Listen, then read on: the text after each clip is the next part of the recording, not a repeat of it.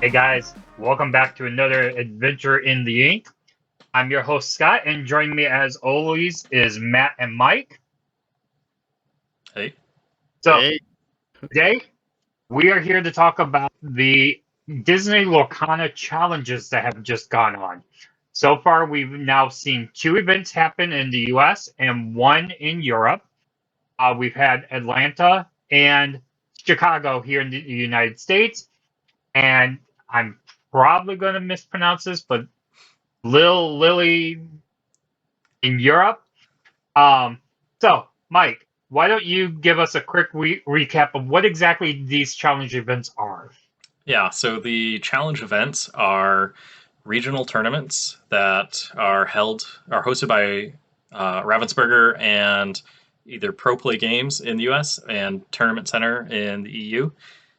And these are qualifying events for what will be Continentals later in, I think, at the start of the next year, in 2025.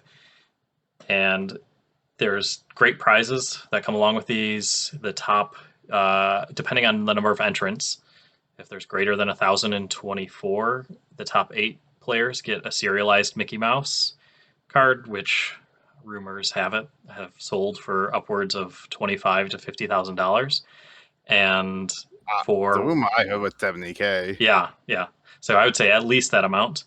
And The pocket change. Yeah, and if it's 1,024 entrants, then it is the top 4 get it. But both are 2-day events. You play 9 rounds of 2-game Swiss, and you get 3 points per win. And you get a bonus point if you win both of your games in one round. And we saw that to make it to the top cut, which is 64 players in Atlanta, you needed to have at least 44, but 45 guaranteed your top spot in the top 64. And in Chicago, I believe it was also 44 guaranteed you, and there were some people that got 43 or 42, I believe, that were on the bubble. So, yeah, it's very fun from what I've heard. We have our own host on this podcast who is able to attend. Hi, Matt. Hey. All right. So, since you brought it up, Matt was able to attend the Chicago event that just happened. So, we're going to turn to you, Matt, for a little bit. And you've played Lorcana in a number of different formats now. Pretty much, I think you've touched on every format that you can play Lorcana in by now. How does the 2-round Swiss work as a player? Is it good for you? Is it not good? It's different. I think they set out to achieve certain goals, and I don't know if they achieved those goals with this format. It definitely made the round go quicker, and it definitely felt like it when if you managed to get at least one win, it didn't feel as bad. But I was talking to someone else at the event, it feels kind of bad when you realize if the game would have went to pre-round or pre-game, you probably would have won. Like maybe your opponent that got really lucky the first one, or you just having bad draw, which was my issue with my first game. So it's one of those things that the result probably would have been completely different. We probably would have saw a whole different standing if this was bet the pre. So let me rephrase that for you. You think that the top 64, you would have seen what percentage of different people in the top 64? It's hard to say, but I definitely feel like a lot of people probably, I would say at least, I don't know, it's hard to say, but I definitely think we would have seen a lot of different people or have different results. But it's interesting. I don't think it's the worst thing ever, but I'm curious to see how long the 2-game format lasts. So like I said, like I felt like they did it to make the round quicker. They did it to try to make the point a little bit harder to tell, to try to give people less encouragement for draw or intentional draw. Hmm. But like people are still doing intentional draw. Like there are a lot of people, a lot of player teams that really did like this format. I had a lot of people at the event not care for it. Hmm. Was it a Um, common topic that most people discussed? Like, kind of, hey, how's the weather? uh, What do you think of the 2 game format? it wasn't like people wasn't asking each other; people were just voicing their opinion. I need to be heard. That's what they were Hmm. saying. Yeah. Yeah. Do you think that the opinion amongst the competitive players is different than those that are like maybe semi-competitive or not as competitive? Like, do you think if you were to survey, let's say, the people who made the top cut versus the bottom half of the tournament, they would have vastly different opinions on the 2 game format? I feel like more casual people might like it better. I feel like the more competitive people who come, especially the ones that come from other games, really like the better pre format. I heard several people when they talk about it, they like don't fix what's not broken. Mm. Hmm. Especially since like when you cut to the top, they're better pre game. Yeah. I mean, the reason why for the top cut is because you need to have an absolute winner, right? You can't Yeah, if you go 1-on-1. yeah. It's but So I think this format benefit casual people a little bit more, and um I think it helped make the point a little bit easier, and it make the event go faster. yeah. Uh, so I did good aspect of it, but I feel like I said, I'm very curious to see if this format is going to stick around and Mm, if we're going to see any tweak to it. yeah. What the biggest issue I've heard people complaining about is the bonus point. Right. So just as a A lot, reminder, that happens if you win both of your games in the same round. So instead of getting 6 points for 2 wins, you get 7. yeah, because that bonus point, um, I think a lot of people complain about it. Part of the reason why I think if they take that out, it would make it harder for people to do intentional draw. So, and also it will make the if you can give you like the 1-1s um matter a little bit more. Mm, yeah.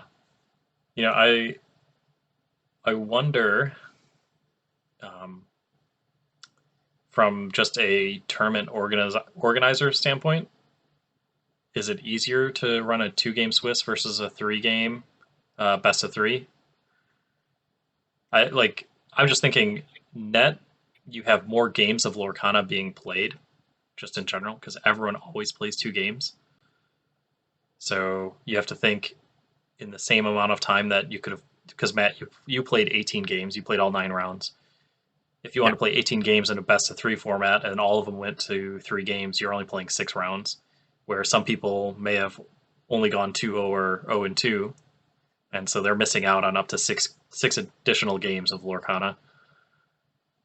it definitely felt a lot faster in the game, but with running a lot more smoothly than how I felt like when we had into the Inkling Challenge event, Hmm. champion event.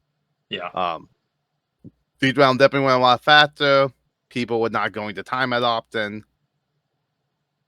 Did any of your I matches go to time? No, none of my methods went to time. No. Yeah. Did the one question I have about the 2 game format, since you competed in it and you had to take that into consideration when choosing your deck, did if it was a 3 game, best of 3, would you have changed which deck you brought? No. Okay, so it wasn't. Some people were saying online that I'm going to choose a more polarizing deck so that way I can get that bonus point by going 2-0. So I know, let's say if a third of the pool plays, let's say Ruby Sapphire, I'm going to play a deck that's really good against Ruby Sapphire in hopes that I can get a couple of extra bonus points instead of going, one-on-one against. Instead of playing a deck that's even against all of the matchups, I'd rather play one that's really good against some and not as good against others. But you didn't take that into consideration at all. No, I didn't, and kind of see the thought process of that, and I can see a deck that could potentially work in this format. But that I feel like though is you are potentially shooting yourself in the foot when it comes time for the in the top cut. Right, because eventually you will have to play a best of 3. Yep. Yeah. Okay. But also with the format and how you pretty much factoring that people are going to be taking intentional draws, they're going to be getting less points. I heard that some people's strategies were the first 2 rounds just concede. So you concede the first 2 rounds, get knocked down, so you fighting easier opponent, and then just win up from there.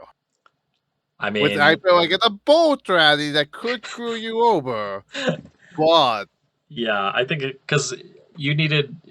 So I told you before you went in this weekend that you needed like four losses, kind of the most you could have. But it turns out you could have had 5 losses and make it yeah. if So you I think didn't have 5 1-1s. I ended up getting super close to the day 2. So I did Mhm. not make day 2, but so I ended up with 37 points. And so what ended up happening was, so my first round I took a 0. It was a mirror match, and I went 0-2. Mhm. Because I had bad luck and draw, and my opponent was doing slightly better than me. I won. I either for the rest of the tournament, I either went 2-0 or 1-1. To the very last match with my second mirror match of the day, Mm. and for whatever reason, my deck just did not want to help me mirror match it, and that my opponent also had 37 points, and we did the map. I'm like, okay, if one of us go 2-0, Mhm. we guaranteed in. So we did not. So he beat me the first game, and then I had the moral dilemma of, do I want to be the asshole and play the second game and potentially not deny him, because at 40 points we're not going to get it in day 2. So I decided what the right thing was to do was I conceded to him the second game without Mhm. even playing that, so he guaranteed could get into the day 2. It Yeah. felt bad, but I felt morally the right thing to do. Yeah. And to be clear, if you find yourself in that position in a future challenge, you are allowed to tell your opponent, from what I've heard, that if I lose game 1, I will concede game 2, but you are not allowed to request that your opponent does the same for you. Yeah. So it's kind of a gentleman's agreement or gentle person's agreement where you have to say it, see if your opponent says anything back, and then if they don't say anything back, you just hope you go 2-0. Yeah. Which does bring up, there's some collusion going on there, but the problem is you're never at a benefit to not do that. Yeah, because at that point, I always by losing that first game, I was at the max number of prizes I was going to get for that day, Hmm. and it basically that do I want to be nice and give him the opportunity to concede, or do I want to take away that opportunity? Now, did he go on and win the tournament? No, Okay. but my deck was very similar to the deck that won. Oh, so you're telling me all you needed to do was wear a black and white checkered shirt and you would have won? I don't know if you saw No, the stream, but the guy who won first place had a very bold shirt, kind of stand out, I just black and white. He's a well-known Hearthstone streamer, I believe. Goes no, by the Rat. yeah, I think really, I think I should have built more for mirror matches. I would have I always had issue with mirror method, but I never really. I didn't tailor my deck to them, and I really to them. Mm-hmm. So I guess before we go into the meta, let's go take a step back because I want to hear what you heard about from the Atlanta challenge because none of us went, but we kind of heard stuff secondhand or from the internet. And I want to hear like what you heard, what you thought about, or like what you took into consideration, like and what ended up being true when you went to Chicago and what was completely different. So what I heard, one of the first things I heard was how a ton of people had issues with early check-in. Pairing the lines were very long. Pairing lines were moving very slowly in Georgia. Like people did not. Some of the issue was people did not know where to go. So it was. So a lot of complaints about that. So I was super worried about early check-in. I got there about an hour before it was supposed to start. But they sent me emailed with a floor plan map. They made a YouTube video that was a virtual walkthrough of the event for this one. What they also emailed me the link to. I got there. They would Krill sign it. They opened the door for early check-in early. Mm-hmm. So I actually got in and out before 5 o'clock, which was supposed to be the start of early check-in. And the line moved super quick, and they were very effective for the Chicago event. So they definitely learned from the Georgia event. Mm-hmm. What was the promo that you got for early I check-in? got the Flotsam and Jetsam. See if I can Okay. kick out the whole case. There's not much grill. Now, do we expect that's going to be the one that they give out at Gen Con and other things also? I think so. I think that the current promo going on right now. Okay.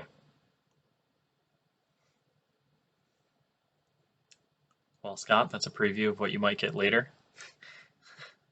We'll see. On the sign up for the Gen Con events that I did, all it says is we're getting a special promo. It doesn't say what it is. Ooh. Yeah, I think they said now they're not doing Convention Pacific promos anymore. For cards, but maybe they'll do something else. What if they do playmats? A Gen Con playmat. I mean, that'd be interesting, but people would go crazy. Yeah. Well, we do know they're doing convention playmats.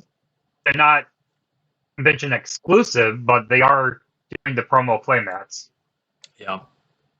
Oh, another thing different, back to your question, was they announced at the Prelude meeting on Saturday that they added Pride ticket to the main event, what they did not do in Georgia, and that was a big complaint. So people who knew they were not going to make day 2 started dropping a lot quicker. Mm-hmm. So for this one, they added, if you got 10 points, you got Pride ticket, and then that went up at 20 and 30. Okay. Yeah, that's nice. So you said you ended up with 37 points. So how many tickets did you walk away with? 20. Okay, so that was enough to get either the Cinderella Stout-Hearted non-foil or the Rapunzel Gifted with Healing. I went with the Rapunzel. Grab that.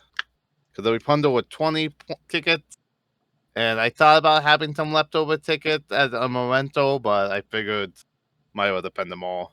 Nice. I'm super jealous of that. Yeah. Is that Gifted with Healing or is that the other one? That's the Gifted with Healing. Great. I didn't know because I know there's a couple of Rapunzel cards out there, but that's really cool. Yeah, I think that art is probably the coolest that I saw. I honestly though I really like the Stout-Hearted one, and I seriously thought about that getting it because of that artwork. And like another king, I don't remember if people said that the Georgia one had a lunch break or not. I know this one did. I don't know about the Georgia one. Yeah, so I listened to a couple other podcasts. I believe they did, and some people Okay. kind of complained about it because they got started late, and so they played. I don't know if it was 2 rounds, and then they had a lunch break, or 3 rounds, and so people were like, saying, "I just want to play games. Why was there an hour-long break?" But I Yeah. understand why you don't want, 1,000 to 2,000 hangry people roaming around a convention. Yeah, so this one got started on time. Well, the round one got started on time. And then it was 3 rounds and then a lunch break. And one thing cool is they handed out the Dragonfire promo at the beginning of round 3. So that way, if you can immediately leave and go to your lunch break. Okay. But that was funny because like these are like really valuable promo codes. They're like going for over $100 right now. And the guy just kind of walked up and like casually just tossed them on the table with the plain old math. It's like, hey, Like hey, no hey. tree, no knucking. The tossed them on, and I'm like, oh okay. Oh, that's really cool. Is that one is foil though, right? Yeah, I got that right here. Take it out of the penny tree. Oh. Now, is the foiling similar to the enchanted foiling, or is it No, it's more different? wavy. Okay. You see more lines and stuff. Yeah. It's have like a little electro type game. So it's a different style of foil that really popped and looked a lot cooler. Nice. Let's see. Were there any other things that you heard about Atlanta that colored your experience going into Chicago? No, I think I covered all the major things I heard. Other than I heard that there were at the Atlanta one, there was a lot of bad judge calls. Mm-hmm. Is it okay? And Like incorrect or just yeah, not severe enough, like corrections? a lot of incorrect judge calls. Oh, Um, yikes. but I didn't have too much experience with judges. Other than like one issue with we'll talk about later. I'll tell you guys later, but I don't think it needs to be on the podcast. Subscribe to our Patreon to hear the full story. Wait, we have a Patreon now?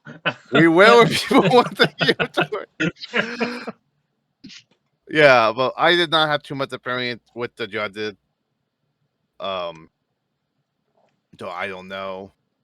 But I definitely think I heard some people talk about one of the dream games had a missed call.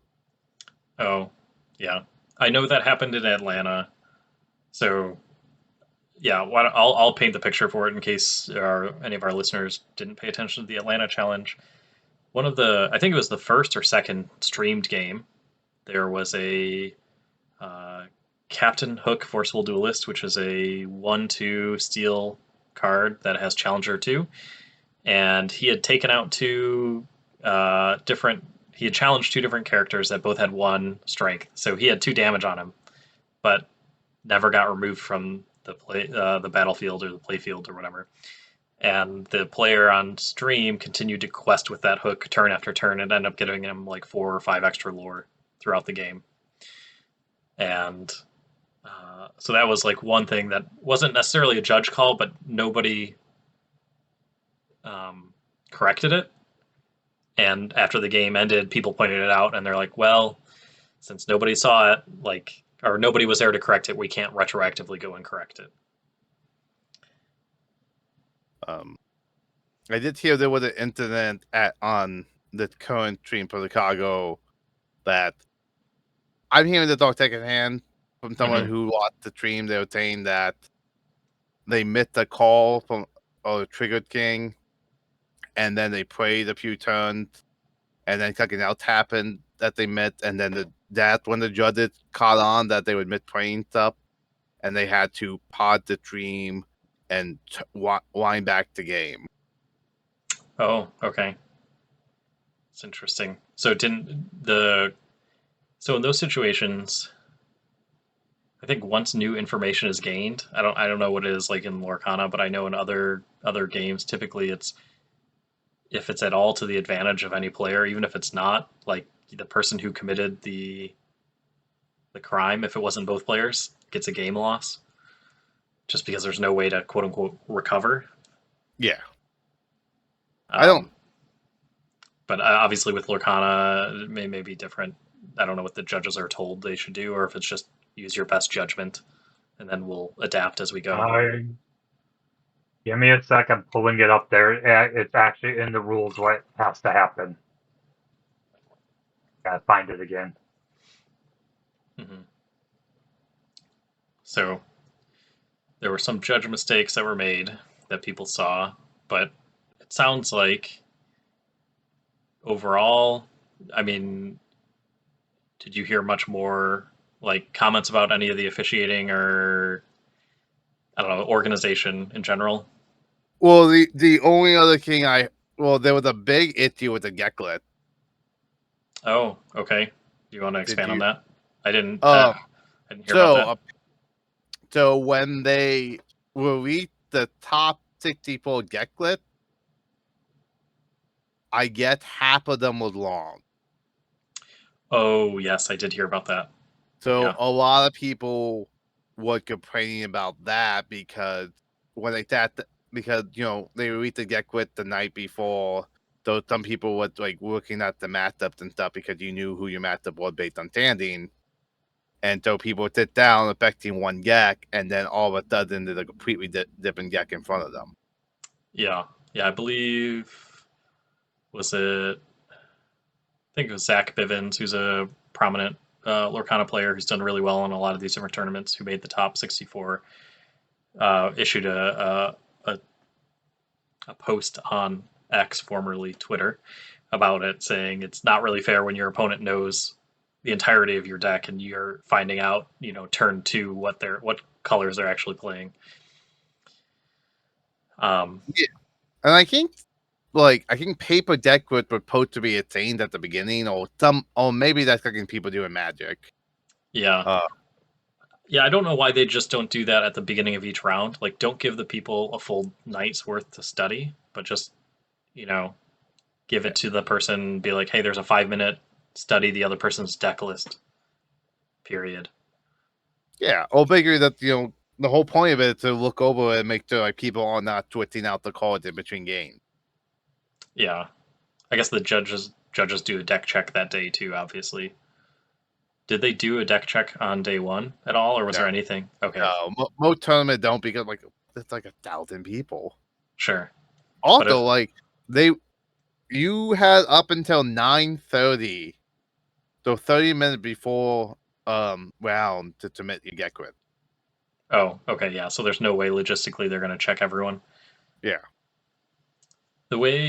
So back in the day, again, this is sealed tournaments for Magic, but the way they did deck checks or card checks is, again, it was sealed. So you opened up a bunch of packs, you noted down every card, and then you swapped with your opponent, and then they noted down every card, and then you made sure that both things matched. And I wonder, yeah, it adds a bunch of time, but you're kind of crowdsourcing the work. You just say like, hey, exchange checks with your opponent. Everyone does it round one, and you write a list, and they just double check and make sure that it matches the list that was submitted. And if there's any discrepancy, whatever, you solve it from there. But yeah, you're right. It's probably not a huge issue. I don't think people are cheating in round one, but maybe they will be, towards the later end of the tournament. Yeah, and especially like with streams and stuff, like I think nowadays it's a little bit harder to pull that off. If people are definitely paying attention to that, and the get quit all posted online, so people watching the streams all looking at get quit. Yeah. Scott, did you find anything about the consequences? or what you should do? Yeah, it all comes down to what the actual mistake was that was made and how far back it was made. Okay. Um, So if it was multiple turns, so what should happen? In the case, so in go back and say what the issue was again, so we can get everyone back on track. Yeah, I think, Matt, correct me if I'm wrong, you said that it was a player had been playing or resolving some sort of interaction one way for multiple turns.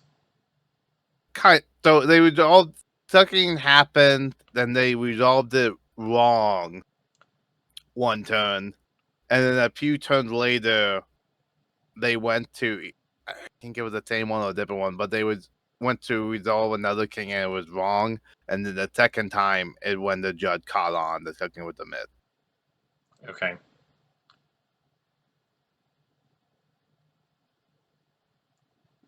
So it basically it boils down to when it was caught.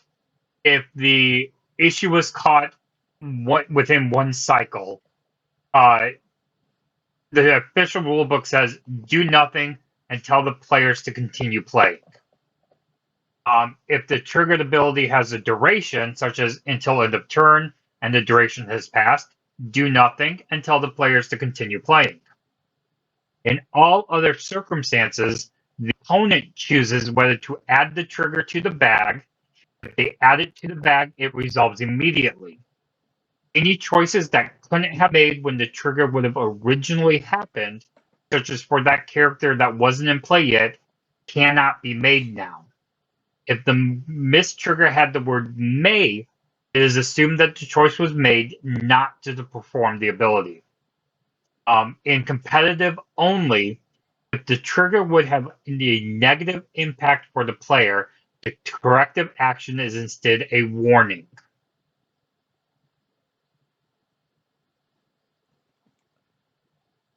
Which, for this meaning, let me see. I gotta find the.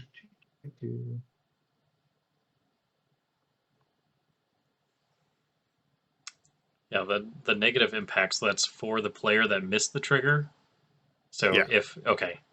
Yeah. So if it was my responsibility to and resolve something that was a must, but I didn't, and it negatively impacted me, let's say, I guess it's hard to say what's negative And impact because So, drawing a like, card is typically a positive thing, and so Like, not drawing is negative. So like Mr. Mead, who caked the one that caked damage if you don't have a captain out. Right. So missing that trigger because that Well, that must happen. okay, so that means a negative, not. I'm just trying to think of the opposite. So what happens if it would have benefited me, but I missed it? Like an extra lore gain or something. so the rewinding the game,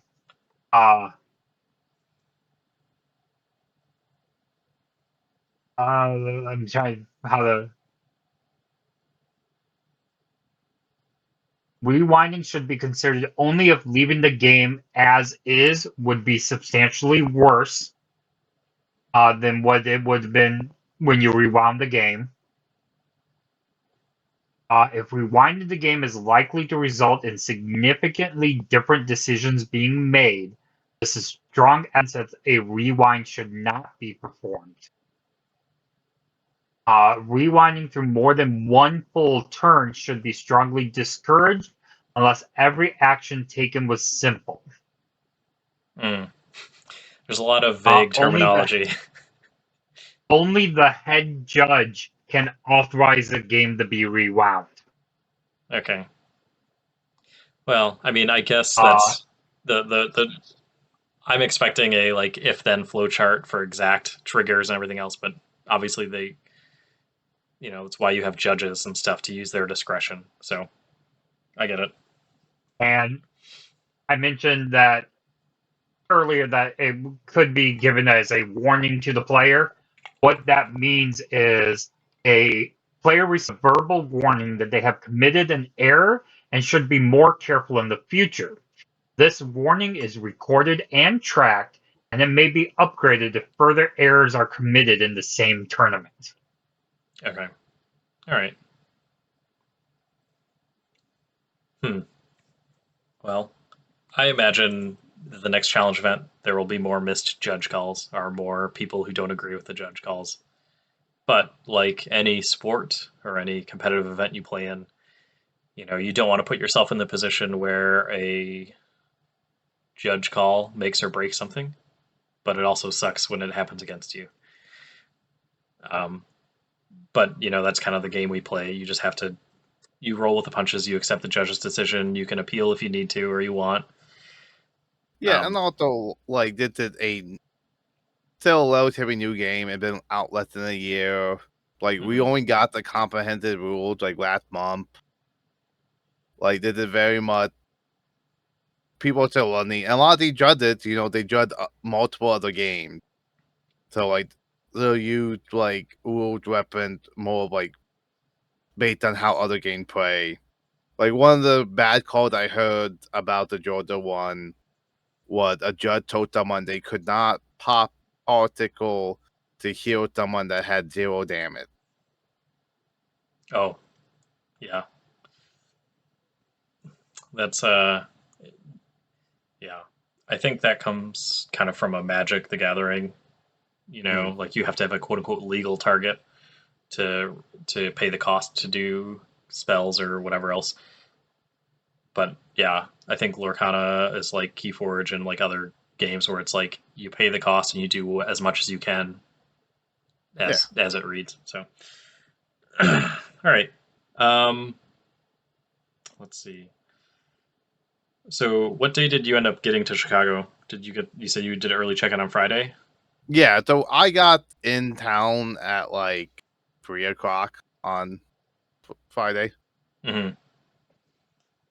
And everything, what was the experience like, beside checking in, but getting around town, finding your place, whatever else? It was interesting. My first time in years being to Chicago, my first time as an adult driving around going to Chicago. I think the last time I went to Chicago, I was in 2nd or 3rd grade. Oh wow, yeah. Um, Traffic so is terrible from about 6 a.m. to 3 a.m. yeah, but luckily they was by the airport. So once we got off the highway, a lot of the streets and stuff around the event were not bad. Okay. It was right next to a bus stop and a train station, so it was very easy to get to from. And parking actually was not that hard to find. Mm-hmm. So that was nice. Were there other players? So you were staying in a hotel? Yeah. Were there other players that you recognize? Not at the one I stayed at. Okay. But I stayed at a very cheap motel about 15 minutes away. Mm-hmm. But I know a lot of people staying at the event hotel, and that one of the things I would change if I would have done it again next time I do it. It actually stay at the event hotel. Yeah. Just to meet more people, or just some of it to meet more people, some of it for the fact that my fiance could not get a attendee ticket. So I could have potentially hung out with her more if she was actually staying at the hotel. Okay. Because Bakery she would she just dropped me off and then I just went to the event and she did other stuff throughout the day. Okay. Any other comments about kind of the outside of the tournament experience? Just going to a place to staying somewhere else that you don't normally sleep to play a card game. It was interesting. So the first night, so this hotel had multiple ballrooms and they would renting them stuff out. So the first night had a football Hall of Fame game going on in the grand ballroom, which was what the main ballroom for the event on Saturday Sunday. So it was funny seeing people all dressed up for that, walking around. Like women in very elegant dresses, men in like suits. And then you have the TTD players walking around in like pajama pants and t-shirts and stuff. So it was a fun seeing that fun mismatch. Also in the big convention center next to the hotel, there was a like horror thing going on. So I saw a few people walking around in like full zombie makeup type things. Oh, jeez. So that was kind of fun. Also Saturday, there was a wedding. Oh, So just I in the heard, hotel, yeah.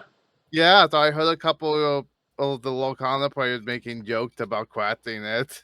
Oh, jeez. I don't think anyone actually did, but like a few Yeah, people made jokes about it. nice. And Yeah. then also like right next to the in like the ballroom next to the grand ballroom, they had like a conference speaker king going on. We didn't pay attention to what was going on, but I could see that there was a bunch of loads of teeth and giant projectors and people were mingling and talking like some kind of like war conference type game. Okay. So like there's a lot of different crowds and stuff going on in this hotel. So you can go to people watch if you want. Yeah. Yeah. And like this hotel had a night cafe and it had a ball. So like there's a lot of like night hanging out games you could do. Okay. Nice. Scott, you've been to a couple of different conventions over the years. Would you say that what Matt described is A similar? few. Is that similar to the kind of your experience Very, traveling to conventions? uh, a lot of ways, yes. Um, most of the conventions, when they do the conventions, they take over the entire convention hall. So there's not other events going on.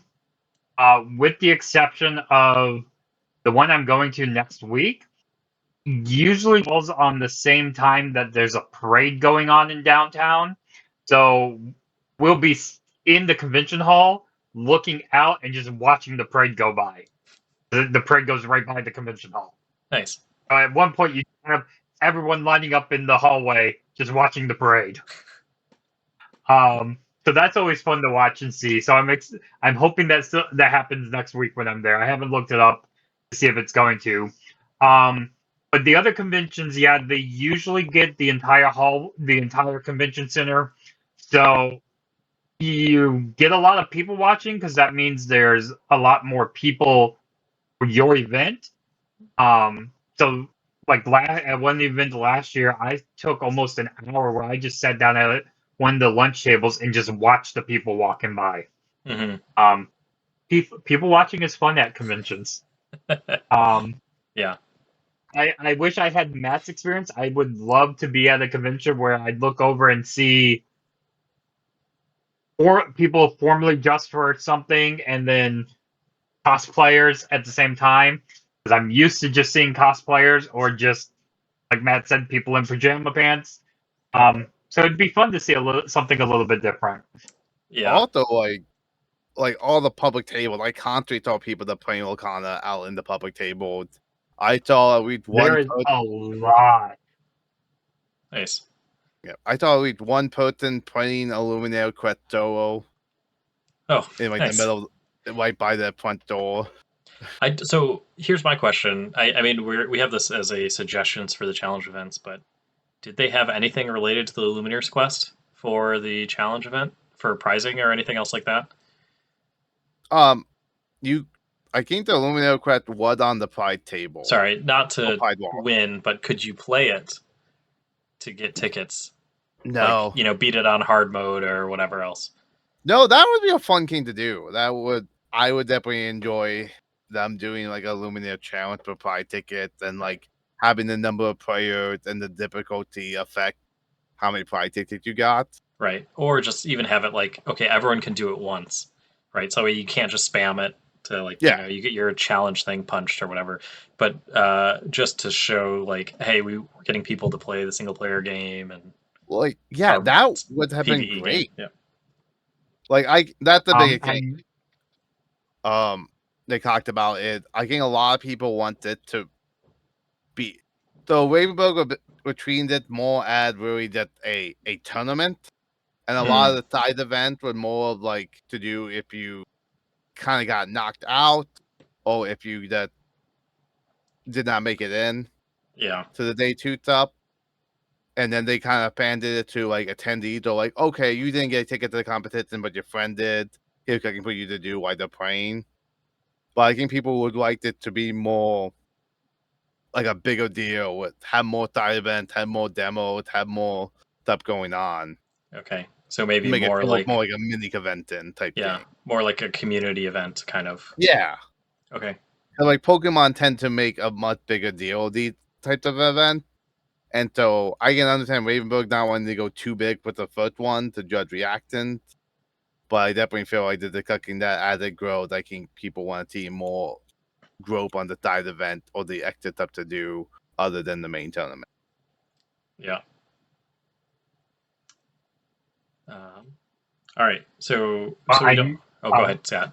Just real quick, just because you mentioned the Lumineers Quest, I know one of the conventions I'm going to here in a few weeks, they actually have a Lumineers Quest as a side event that you can do.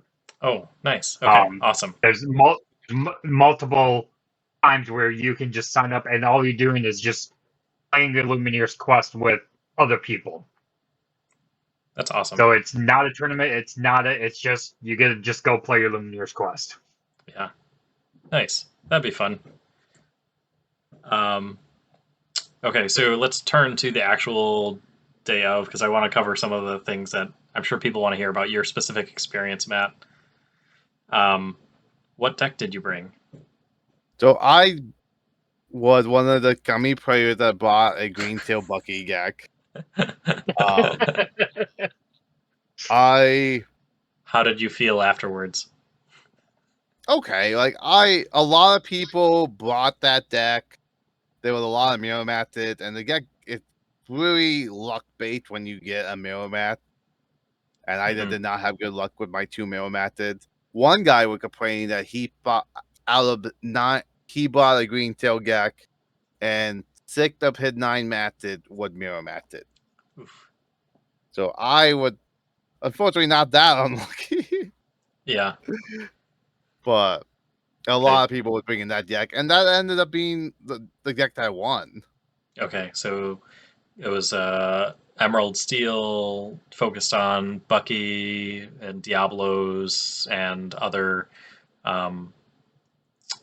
Floodborn cards to discard your opponent's hand while using steel cards to control board. Yeah. Okay. All right. Yeah. So you said you had 2 mirror matches. What other types of decks did you play against? Let's see. I bought Ruby Amethyst, 2 Tail Tong deck.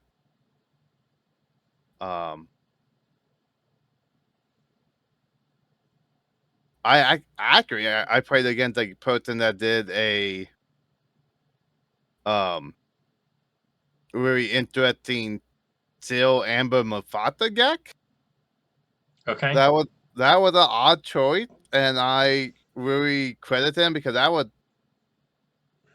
it was like my round 8 one, and like we both had 30 points at that time. So like so he did relatively yeah, well. so he was doing pretty decent with it. I think I 2-0'd him, but he almost had me the first game. But I luckily got a grab your sword at the right time, and that the bakery wiped out his boards, and they could not recover from that. And then what else? Oh, I also fought against a Ruby Sapphire deck. Okay. Was that the new Sisu on Ice deck? Yeah, I don't think Ice they blocks. was running. Yeah, I think they had a couple ice blocks. And I think I had maybe 1 boot tail. I'm surprised I didn't see more success. I mean, obviously some people did really well with it, but didn't hear more about the Sapphire Steel decks. Just because I feel like while It Ruby Sapphire is very prominent and probably favored in that matchup, you might still be able to, play aggressively enough to take him out. And it seems like it would have a decent matchup against Steel Song just because you have the steel removal, but maybe not. yeah, well, not that many people are playing Tail Kong because Tail Kong did pretty good against Green Tail, but it's not doing good against anything else.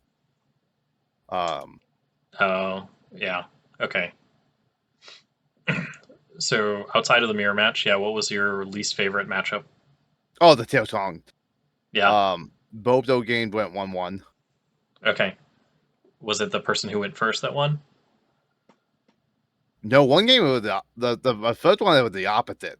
Okay. It That's was fun. whichever one of us went second ended up winning that one. The second game, it was whoever went first. Hmm. Okay. Let's see. So how did you prepare for going into the challenge? I just practiced on Pictoborn. I had the hardest time of getting the grasp of what I wanted to do with my deck.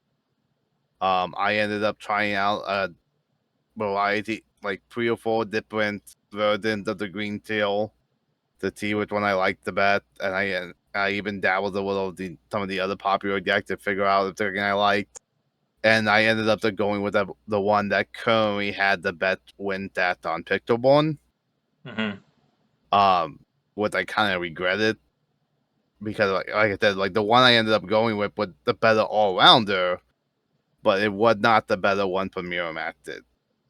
And I think I should have went for the one that was better for the Mirror Matted. Yeah. Was there anything unexpected about the meta that you like? So going into it, did anything catch you off guard? Any kind of, obviously you said there was that, Amber Steel Mufasa deck, but other than that, was there anything that you saw that caught you by surprise? Not very. Hmm. Most of the people I was playing with were playing like pretty established type games. There was one guy I played that was Amethyst Amber, who was pretty new to the game. Hmm. Was that an aggressive deck that he was playing? He wanted it. He wanted it to be, but he did not go super hard into the aggressive. Hmm. I was talking to him. I guess he had been correcting for a while, but he only started playing when they announced the challenge event. So Okay. I think he mostly that's like, really want that Dragonfire promo. Hey, it's a good reason to go. Yeah, but he was a nice guy, and I was glad that one thing I was really glad at kind of talking to people and seeing how many of these people were new to this from other TTT, seeing how long people have been playing. Because I saw a good variety in how long people were playing. Mm-hmm. So some people who are newer to TCGs and some people who are TCG veterans. Yeah, and also that like how long they've been playing Lorcana Oh, too. just okay. Wow. It accommodates them both. Because I had some people like me who like was playing since day one, and then other people like I came kind of late that one. The some people was just like, oh, I came into the England, and then like some people like, oh no, this was my first set. Hmm. Nice. Um, is there any advice you'd give yourself if you went again? So either internally, like as far as playing Lorcana or choosing a deck, or externally, like bring more snacks or stay better hydrated, etc. Oh, I take super hydrated. I would go into the bathroom every other every match. Um, I think the biggest thing is I would have stayed at the main event hotel. Okay. And I definitely would have tried to have went with a group. I saw a lot of people that went as a group. A lot of people had matching t-shirts. That my biggest thing. I did know some people. I saw from local events and stuff. Hmm. And I talked to a few people, but it would have been nicer to actually had events or like really what I thought about. Like should have dragged you guys along, and I should have had you guys that like doing like guerrilla interviews the players behind Ravenberg's back. Yeah. Well, that would be fun. Yeah, I think, side note, I've got 2 girls who are putting through sleep training right now. So next, maybe not this next challenge because obviously I don't have tickets to the one in Fort Worth, but maybe a following one or maybe to Gen Con or something like that. If, yeah, that sounds like it'd be fun. Even if, I'm not competing, just to kind of get a pulse on the. On the Gen Con with me.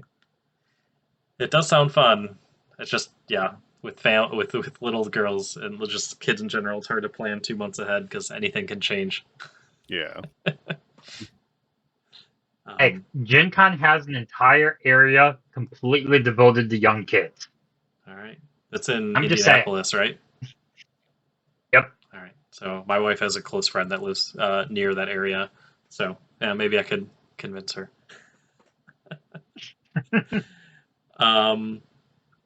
Nice.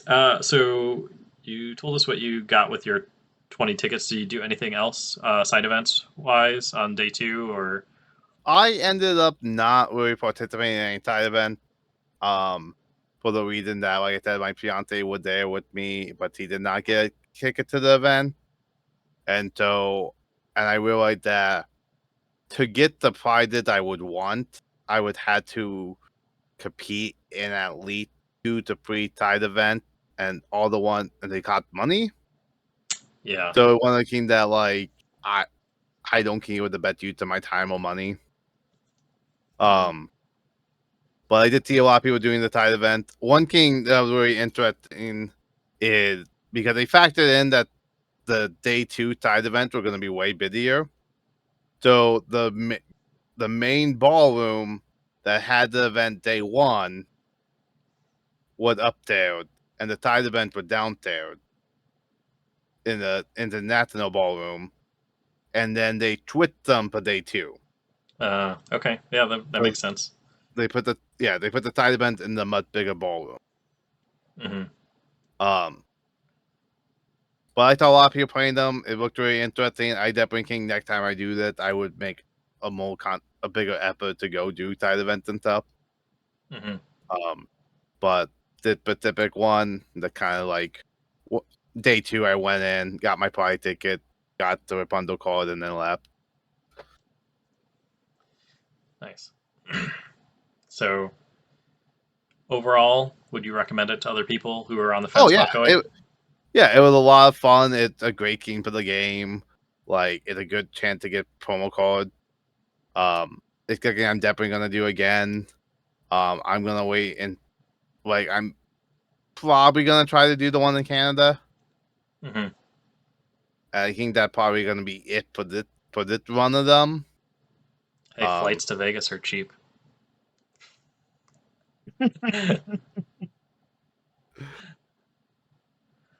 I don't know if I'm gonna make it though. Yeah. You see Matt's brain. He's like, "Wait, can I actually afford to go?" I also hate flying, so I would much rather go to an event I can drive to. Like the one in Canada, I would probably drive to. Yeah. Fair enough. Okay. One last thing. Yeah. Talk about. Do you have any ideas like how you would change the event? So they need to have more like swag or stuff to give out, because like some event you go to, you get like you have t-shirts, you have like unique bags, you have a bunch of other merchandise or freebies they give out. So so I got the badge, was it cool? Mm-hmm. And I like how it, instead of doing a generic one, they actually have the name of the event on there. Yeah. And then the attendees was in red down here. Was the only Okay. difference I saw between 2, and also Knight O'Connell lanyards. Nice. Yeah. But like literally the only other Lorcana Craig you could get without the Pride Wall were the official Lorcana Squirrel pad. The only other Craig you could get without the flight ticket. But don't worry, guys. I got one for both of you. I'm still probably gonna use my digital tracker when it's casual. Well, like I knew, but yeah, they were just handy, no doubt. But like, yeah, it's one of those games that like it's still a new game that you still need to promote. So having that Craig, having the way for fans to like, show up Mm-hmm. would have I was been gonna say, yeah, that's one of the best part about going to convention is all the free swag you get. yeah. Mm-hmm. So that having more stuff to hand out would definitely make people a lot happier. I got a ton of people after we complained that the T-shirts were locked behind the prize wall. Yeah, some people probably would have just been like, "Here, I'll pay you $40. Give me Yeah. a T-shirt." Yeah, and I don't think and like from a business standpoint, these are new events. You don't know how well the competitive team is actually going to take off. So like, and we saw that by the fact that they immediately doubled everything. So they probably would have had no idea of how much to order safely. So doing it Sure. behind the prize wall is a much safer way to do it. Yeah. But I'm hoping in the future they just tell them. But it's not a good way to estimate demand because, Yeah. because it's behind the prize wall. People sitting there with 20 tickets, they're going to be like, "Do I want a shirt or a hat, or do I want this kind of very unique full art promo?" Yeah, do I want a hat or do I want a promo code that last I looked on TTD price today was selling for $230? Not that anyone's checking. Yeah. I would take the shirt. Ooh. I thought about it, and like if I did tie the, I was trying to think like that was a part. I'm like if I go to day 2 and I did tie the event, the third would have been the price I would have tried to go for, but I think the third was like 12 or 14 tickets, and it was like I got people participating in the side event, and then I could earn like up to 3 more, I think, for some of them. So it would basically like I probably would, yeah, I would have had to get 12, like do a full side event at most to guarantee me getting a third, and that would have cost me probably about $100. Yeah. And a lot of time. Yeah, so one of the things that like I didn't think it was worth it to try to get more prize tickets. Yeah. But the pie ticket itself was such a good idea, and they actually had like physical tickets that looked like the arcade one with the Lorcana stamp on. And so when people went and got them and would get like the string of tickets, it feels like an arcade and feels like a kid. So like, Yeah. that was really cool, and people really enjoyed the physical ticket. And you can't share so tickets from Atlanta were not usable in Chicago, correct? Yeah, They're different the tickets. tickets are only good for this specific event. Okay. All right. Nice. Well, I am super jealous. I wish I could have gone. I actually, truth be told, I think I told you, Matt. I don't know if I told you, Scott. I got off the wait list, but it was like with 4 days notice or 3 days notice, and I had already had too many other things, life events planned. I was just like, I can't go. So next time, hopefully, we'll see.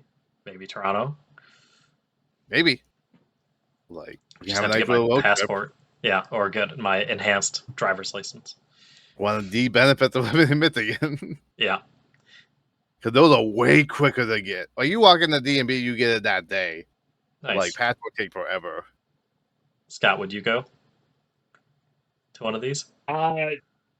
Unfortunately, I would love to go. Unfortunately, this year there's just no way I can make it to a challenge event. Looking at the dates and times financially, there's just no way I can make a challenge event. I would like to go one day. Okay. Well, we'll have to see. I think it sounds like they're going to be doing this yearly. If they're going to have nationals next year, they'll probably have another it sounds like May or kind of summer, all the way through mid fall tournament schedule for another Worlds next year after that. Yeah, in theory, yeah, they should be doing these every year. And I feel like based on how the pre-events have gone so far, I feel like these events can be considered successful. Mm-hmm. Yeah, I think so too. I think just the fact that there's high demand, even though it looks like they didn't meet their caps, it was probably just because people like me were on the wait list and then couldn't make it or whatever Well, else.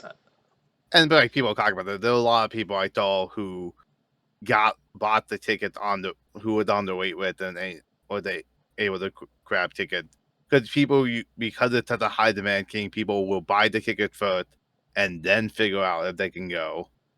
Yeah. And especially since this one was like people bought it like the set before the set even came out, so some people probably like, oh, I don't like this meta, or like, oh, I can't afford to get the cards I need for this meta, because like Yeah. this is like what 2 weeks after the retail release. Yeah. That is the one benefit of the Emerald Steel deck being so expensive is hopefully you'll see less of this, what some people think is a toxic deck in the That meta was because kind of it'll price people out. yeah, I was kind of hoping that would be some of the issue, but like there was so many people with it. Like Yeah. Mike, you are the only reason I was able to play it because like I think at least there's like 7 or 8 cards you gave me for that deck. Yeah, I think all of them were like, so to be fair, we'll shout out Micah, our friend, who also gave you one of the Diablos you were playing with. Well, yeah, and I And was not even counting that Diablo. Like I got a Diablo from you, I got a Diablo from another friend of mine who, so and then like there were a few cards you gave me that got off of the game gave me. So like if it wasn't for like having friends to loan me some cards, I would not have walked into the tournament with like a $600 gag or $700 gag. hey man, we're all here cheering you on. We're glad that we can live vicariously through you. I appreciate that, and I wish I could have done a little bit better for you guys. But Uh, like I ended up ranking 158. So like that was almost 1,000 people. I think the total ended yeah. up being like 994. And to be fair, if Um you would have 2-0'd your last one, you definitely, I looked at the scores, you would have been yeah, like, you know, like maybe the 42nd guy or something, or 40th. yeah, I the don't know. guy It's who like, beat me was like 44 yeah. So, at the end of the first day. I don't know what the final standing ended up being. yeah. Um so yeah, I definitely would have made it today too if I would have won the first game, and it would. Oh my god! It would. We got rid of both each other's hand, so we were the top decking, and he was just getting the slightly better top deck. Yeah. Oh, sorry. Well, I mean, that's just the way it is, though, right? Yeah. So speaking of the deck you were playing and what some people will consider toxic, I will consider a challenge, but that's because I haven't played against Matt's deck yet. Maybe after Friday, I'll consider it toxic if we play against each other. The card of the week this week is Bucky, the Squirrel Squeak Tutor. Am I reading that right? Yep. I think so. All right. Scott, do you want to go over what the card does? It is a Q cost inkable card. It is a 1/1 storybook card. It is from the Emerald set, and it comes to us from Rise of the Floodborn. It has Ward, and it also has the ability called Squeak. Whenever you play a Floodborn character, each opponent chooses and discard a card. It quests for 1 lore, and it comes from Alex. I think that says Akarsi is the artist's name. I like this card. Well, go ahead. I was just going to ask you what movie is this from?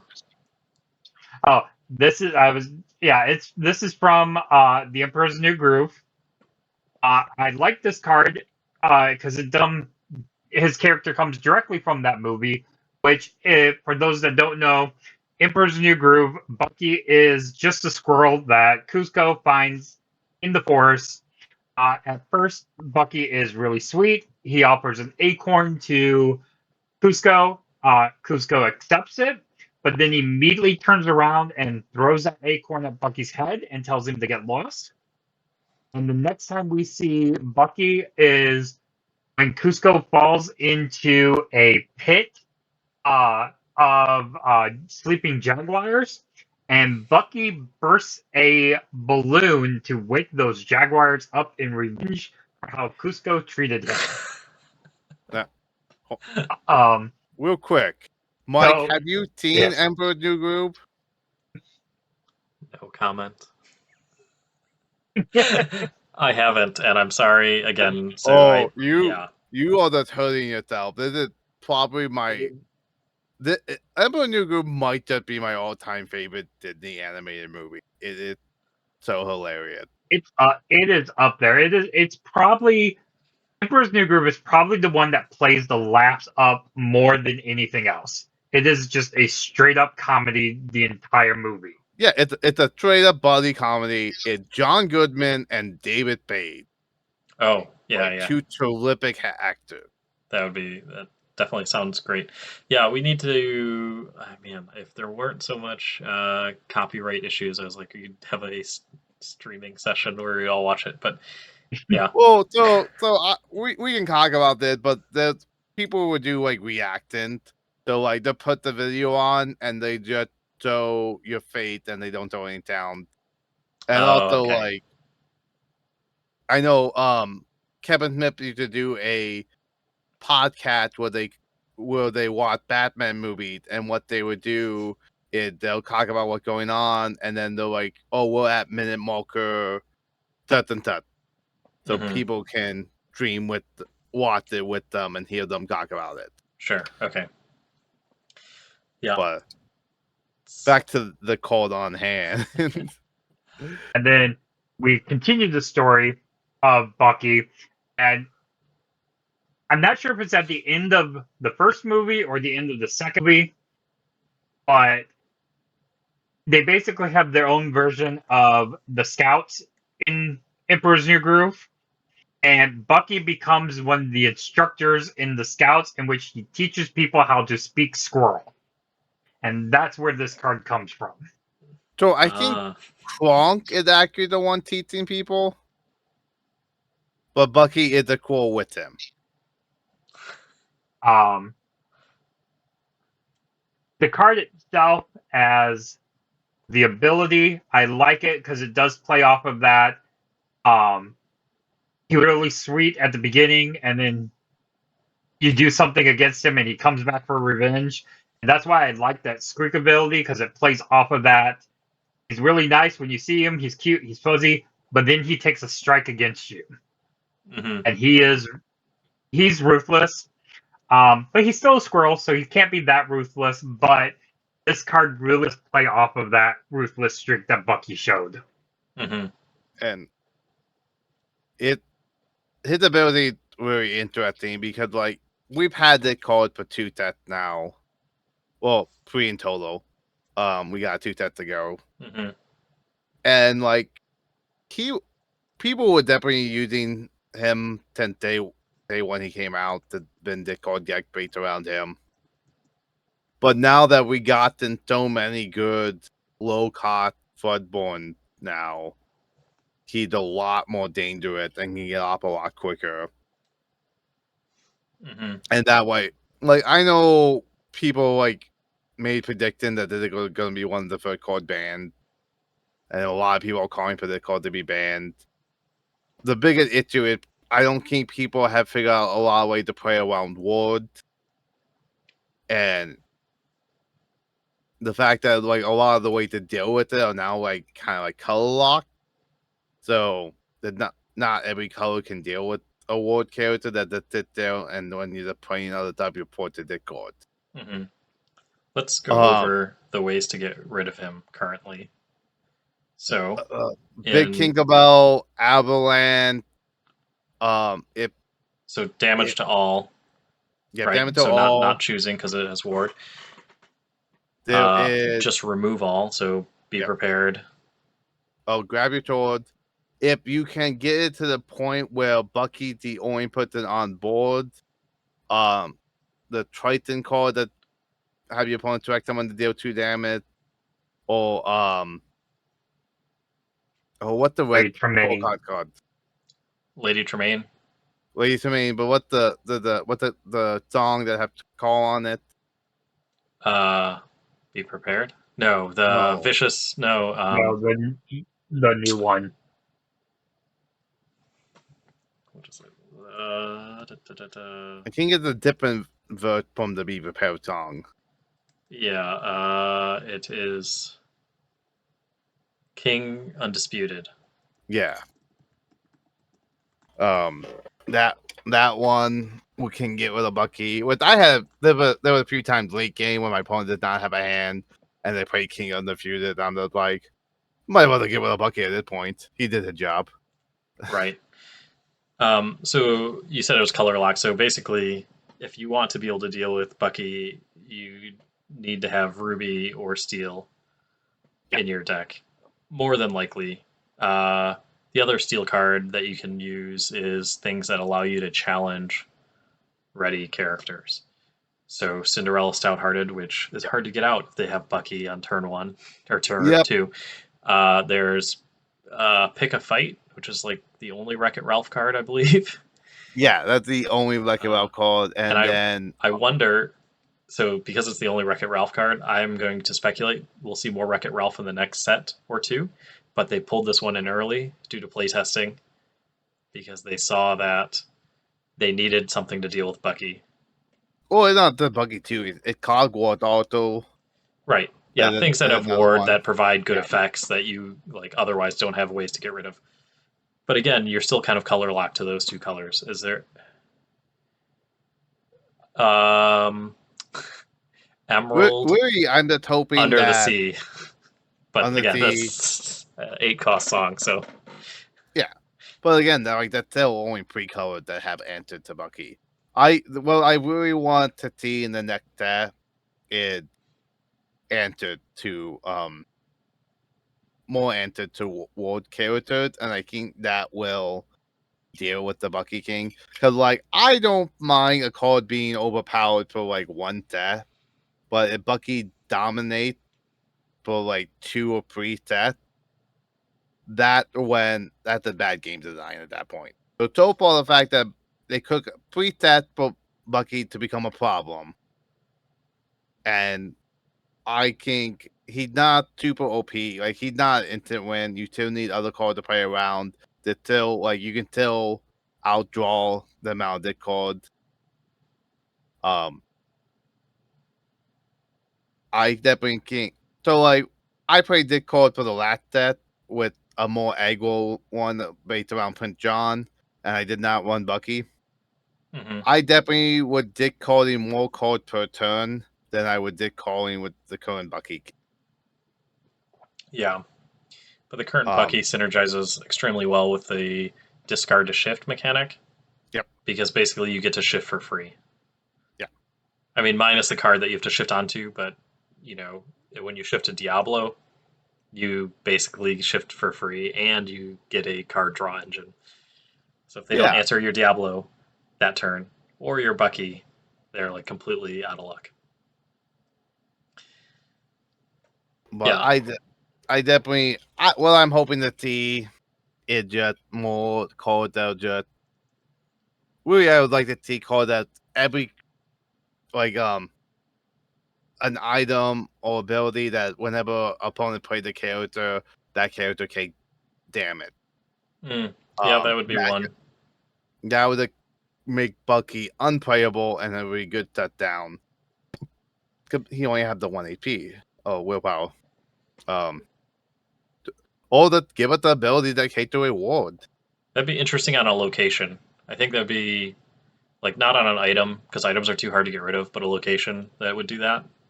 would be very interesting.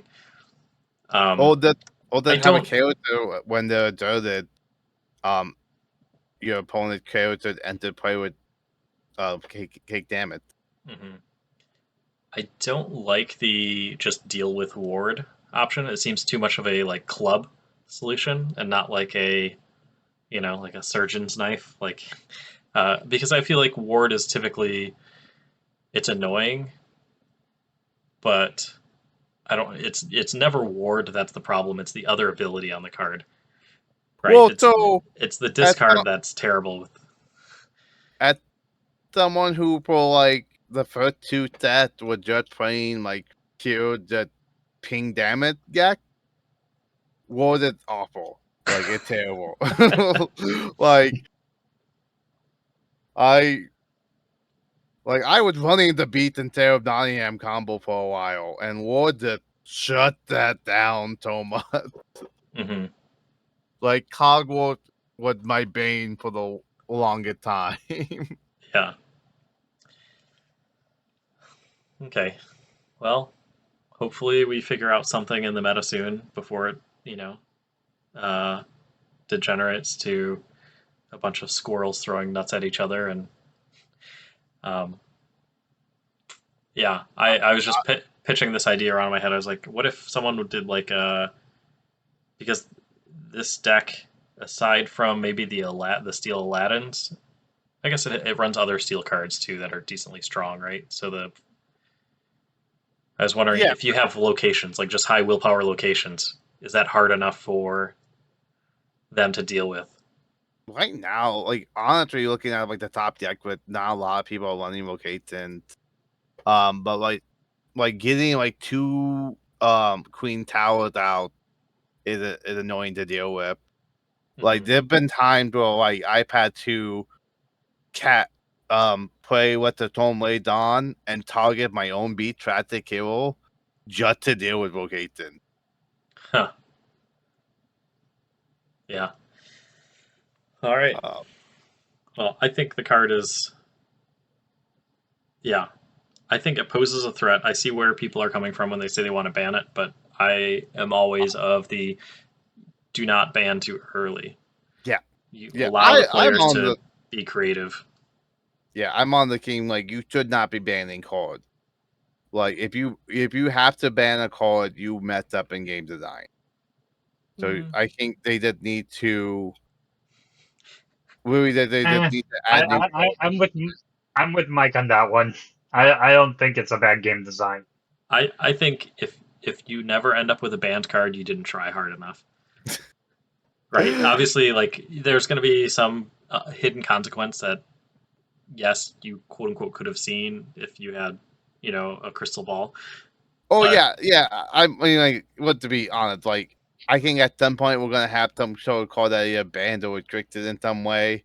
But you really need to, from a game design standpoint, your goal to be having to ban as little as possible because basically you don't want players to have cards that are that's unplayable.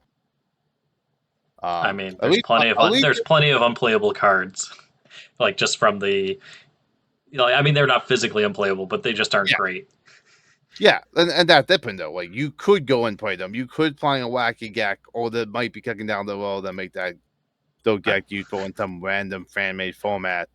But having a card that is just or a card like, oh hey, I just bought a full playset of the card, and oh it's no longer playable. I mean, So at least this isn't uncommon. Like nobody's yeah. going to be hurting on cash if they Oh ban yeah, no, Bucky, like this is only like what's he going for right now? Bucky going for 27 cents right now. which is a Yeah. lot for an uncommon, but still Yeah. not. Yeah, yeah, yeah. I'd like to tool around Matt if you don't destroy your deck immediately out of just shame for playing it. I will. I'll try to tool around some things to try out different strategies against it. Because I feel like there's I some Yeah. want to off go up meta against stuff. the deck. Yeah, Yeah, like I still have it put together. You know, like we can play around with it on Friday. I'm probably going to take a tweaked version of it to the Ultra Return Championship Or like I'm messing around. Like I was playing on Pictable the other night, and like I played against the opponent that had a really good boom deck. Like Uh-oh. he did not beat me, but he gave me a run for my money. And I was just like, I wished I could concocted him because I wanted to see that deck list. And I'm trying from memory, like, okay, he was playing this card. I need to like put this in my boom deck. So I think what I'm gonna do probably now is that why I still have picked the one. Met around with some other deck. That's because now I have a little bit to react before the championship of the next set happen. But also for the viewers, I'm gonna try to by this weekend have the Pictoborn time capsule episode up on YouTube here. So the fans who have not seen Pictoborn, whether or not it's set down by the time they end up listening to this stuff and find out about it, or that never really bothered playing it, can see what it's like before it's set down. Well, no episode would be complete without us talking about a broom deck and map.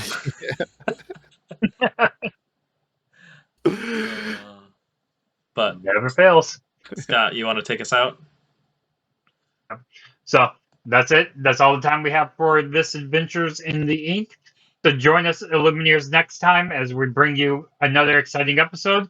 Until then, remember, adventure awaits.